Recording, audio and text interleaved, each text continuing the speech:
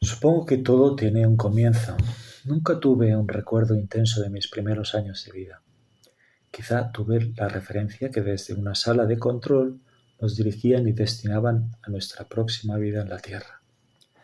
Me contaron, no recuerdo, que mi primer año en este mundo fue en un pequeño pueblo de Francia.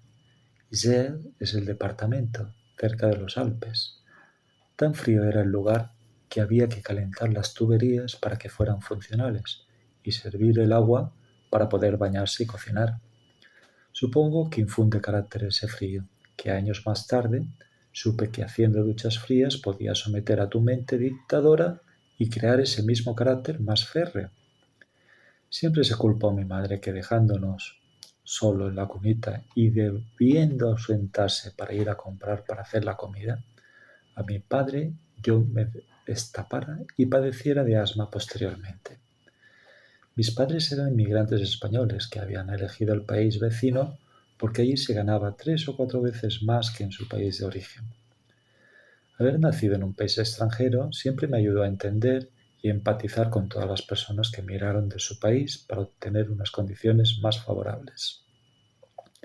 Luego siempre consideré Francia como mi segundo país, y ya viviendo en España, los concursos de Eurovisión, la canción francesa, era de mis preferidas y la enseñanza del idioma francés en mi infancia, que por alguna razón estaba por delante del inglés, siempre fue motivo de interés especial. Las hazañas que contaban muchos paisanos en Francia me sorprendían de cómo mi tío y mi padre, subidos a un andamio de la construcción, a temperatura gélidas, trabajaban en condiciones que un día vieron como en un accidente fortuito y cayendo dicha plataforma, tuvieron que quedar suspendidos en el aire y agarrarse milagrosamente a la estructura helada, a gran altura del suelo. Éramos una gran familia, compartimos momentos, recuerdos pasados y, como todo joven, ambiciones y sueños por cumplir. La idea de todo inmigrante era ahorrar y regresar a su país con un dinero para comprar una casa y, en nuestro caso, empezar una empresa. Así fue como después de pocos años fue el retorno. Un coche pequeño de alguno de mis tíos y más personas encajadas en aquel espacio reducido de lo que la lógica pueda prever. Destino Barcelona, una ciudad que años atrás ya habían encontrado la familia como tierra prometida y que al entrar por tren de Santa Lucía iban a encontrarse con la Guardia Civil y policía que harían retornar a todo el que no tuviera contrato de trabajo demostrable. Irónicamente, por partida doble me hace pensar cómo había cambiado los tiempos.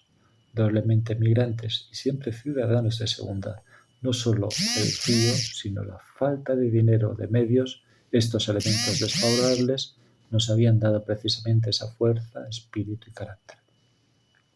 Los barrios de la Barcelona de los años 60 eran barrios de desarrollismo, crecían descontroladamente por doquier y las nuevas poblaciones se asentaban donde podían, muchas veces facilitadas por familiares que ya se habían aposentado y otras en mira de poder poner un pie en la ciudad y buscar suerte en quedarse en la misma.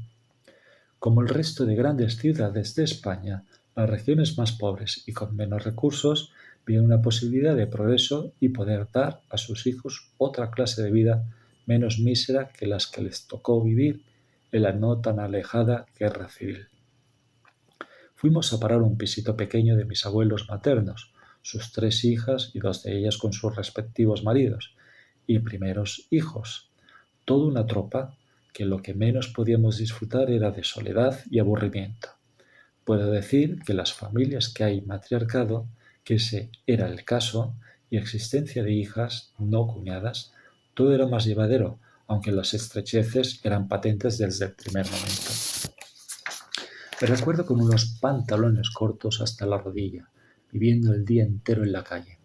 Mis juegos, con todos los niños del barrio, eran juegos todos físicos, impensables hoy en día para nuestros niños actuales, pero que en el caso de los niños tiraban a ser medio salvajes y en el caso de las niñas más armónicos, creativos y de cierta gracia rítmica.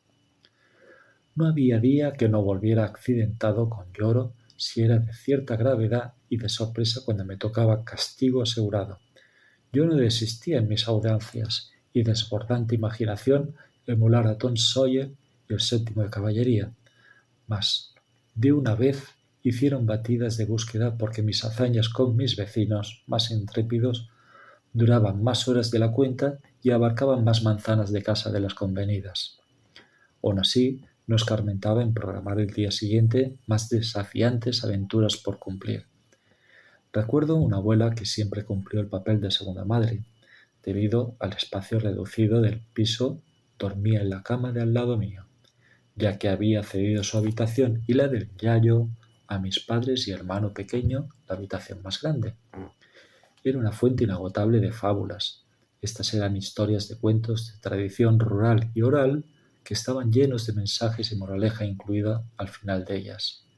Esas historias me apasionaban, ya que eran contadas rimando y actuando para que la fresca imaginación del niño visualizara y magnificara esas imágenes que le venían a la mente y que siempre admiré por tener una memoria enciclopédica, por acordarse de detalles y tantas palabras bellas.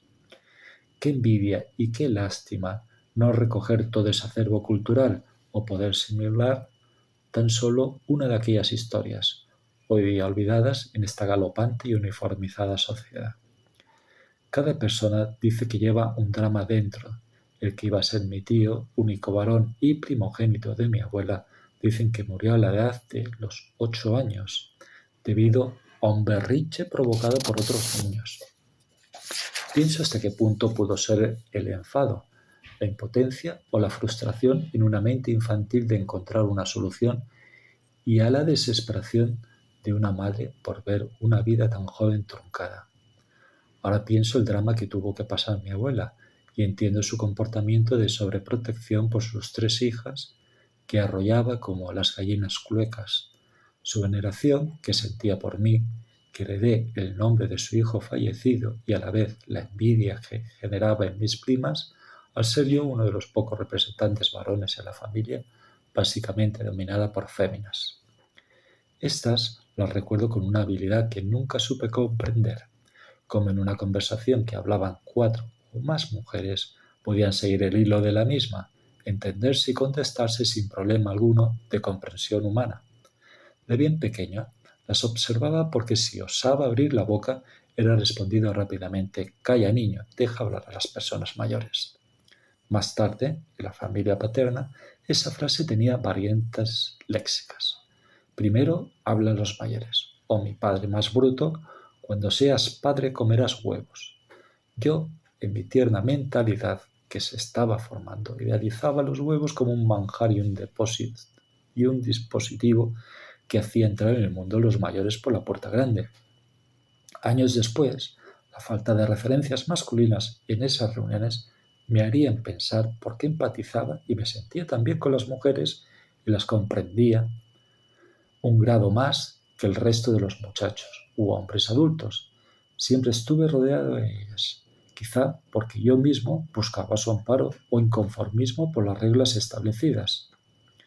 Una de estas mujeres, años después, me dijo que ese tío al que yo tenía cierta curiosidad y atracción podía haber sido yo mismo y querer haber vuelto a esa familia que tan repentinamente había dejado.